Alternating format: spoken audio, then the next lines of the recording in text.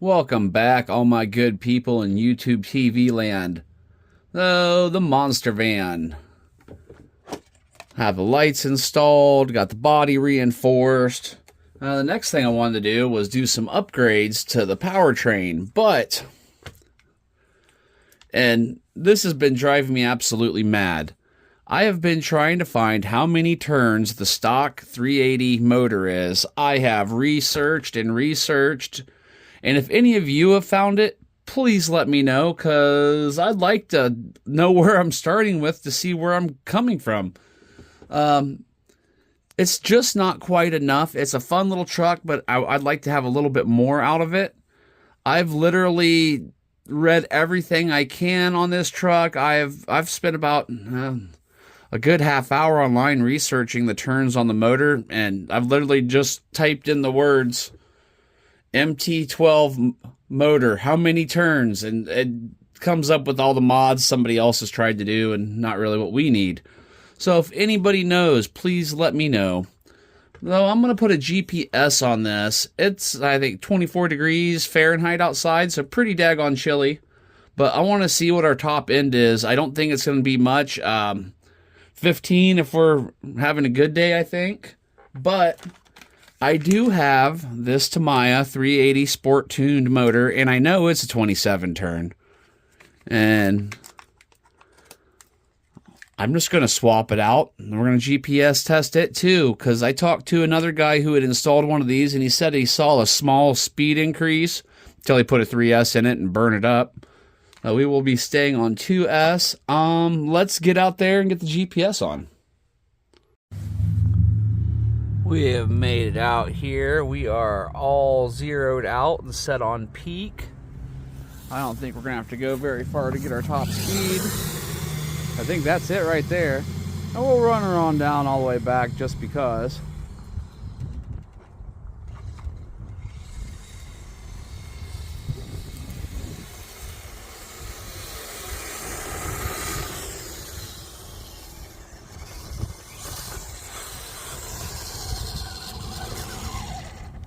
Oh man, we are hauling.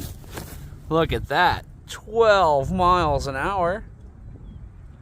So now we have a baseline. We'll see if this next motor's any faster. It may or may not be an upgrade. We're about to find out, everybody. We have returned to the bench, and we're going to start pulling this apart. I think it's going to be pretty simple and straightforward. Take off your battery tray, these four. And it looks like we have a cover here, and then a couple more that has another cover underneath that. So I'm going to get this first plate off and see what we have going on under there, and get this motor in and see if it makes any difference. It was really simple. It is just the four for the battery tray, but make sure you keep track of these. It has two spacers that go under your battery tray. You can see the divots down in there. You got to set those divots side down when you replace them. The tall one goes motor side, and the short one goes servo side. So keep that in mind. Looks like a pretty easy uninstall here. A nice setup. It looks really good in there. Really easy to get to grub screws. And then after that, it's just the four that you use to put your cover back on, and then one in the middle that sits down in the motor mount there, and that's all there is to it. So I'm going to pop all that out and get the new one in, and we'll go from there.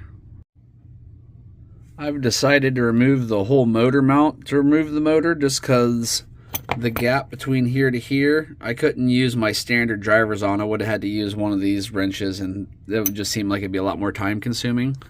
So that is just two bolts right up underneath your chassis right there, and they're just 2.0s, and that'll lift that whole thing out of there. With the motor out, this pinion is in there good. I mean, it's just twisting, and I don't want to strip anything out or break anything, so it's probably best to apply some heat. These little butane torches have worked out really good for me for doing this.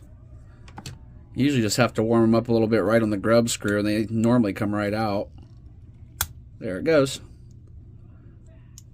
And now we can remove our pinion, and it is hot, so I'm just going to use this magnetic tray, slip it down to that.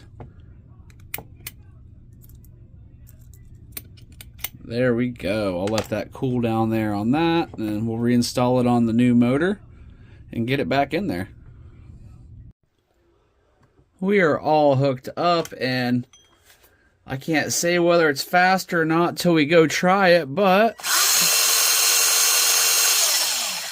it seems like it's putting out a little bit more power, so it is getting close to dark, but that's why we have lights on the van, right?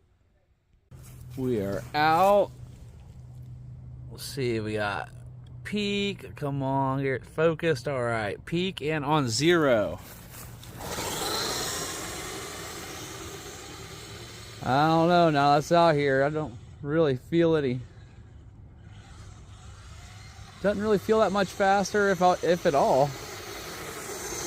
But, you know, that's why we try these things. If so, we didn't gain a lot. And in case anybody was wondering, we are running a 2200 MA2S 100C. So, I mean, we're putting as much power as this little motor can handle.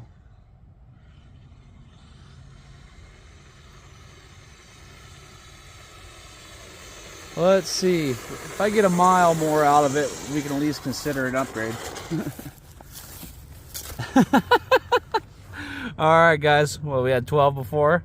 There's 13. We got a mile more an hour. And it actually lifts the front wheel off the ground a little bit, so that's just a little bit of an upgrade. It does feel a little peppier, but the top speed, they said, did make a... We might be limited by our gearing too. Oh. I have my eyes on a 390 motor, so we'll try that next. And see if that makes a difference. I mean, it has enough power to get through grass and bounce over gravel and jump around pretty good, so.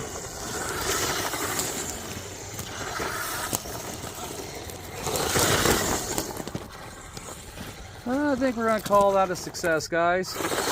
May not be a huge upgrade, but a mile more an hour and a little bit more pep, not too bad.